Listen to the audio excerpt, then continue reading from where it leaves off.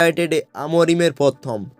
বন্ধুরা, ম্যানচেস্টার ইউনাইটেডের হয়ে নিজের প্রথম ম্যাচে 2 মিনিট এগিয়ে গিয়েও জয়ের দেখা পাননি নতুন কোচ রুবেন আমরিম।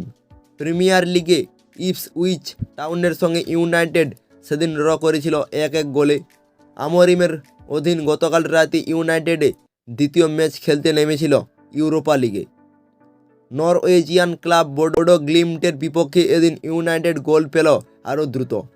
প্রথম মিনিট পেরানোর আগেই আলহাদ্রো গার্নাচোর গোলে এগিয়ে যায় রেড ডেভিলরা। এর মধ্যে 33 বছর পুরনো স্মৃতিও ফিরিয়ে আনলো ক্লাবটি। 1991 সালের পর ইউরোপের প্রথম কোনো টুর্নামেন্টে এই প্রথম 1 মিনিট পেরানোর আগেই গোল পেল ইউনাইটেড। আর নতুন এই মাইল ফলক গড়ার পর ইউনাইটেড পেয়েছে 3-2 গোলের জয়। ওল্ড ট্রাফোর্ডে ইউনাইটেডের জয় অবশ্য একেবারেই অনায়াস ছিল না। এমনকি প্রথম মিনিটে গোল করার পর 23 মিনিটের মধ্যে 2-1 গোলে পিছিয়ে পড়েছিল তারা। তবে হাল ছেড়ে দেয়নি আমরিমের দল।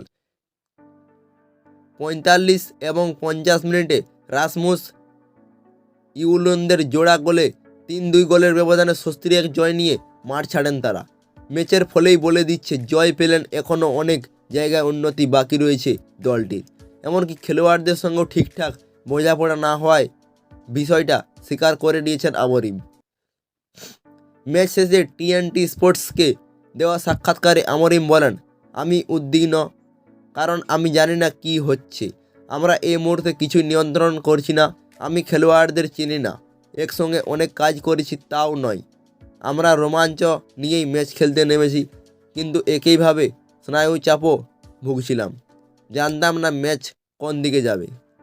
নানা বিষয় নিয়ে উদ্বিগ্ন থাকলেও দলের খেলা নিয়ে আশাবাদী হওয়ার কথাও জানিয়েছেন আমরিম। আমরা ভালোই শুরু করেছিলাম, কিন্তু এরপর 2 গোল খেয়ে ভুগতে শুরু করি। তবে খেলোয়াড়েরা যেভাবে খেলেছে সেটা আমার ভালো লেগেছে। তারা চেষ্টা করেছে এবং আমার মনে হয় এই জয়টা তাদের প্রাপ্য ছিল।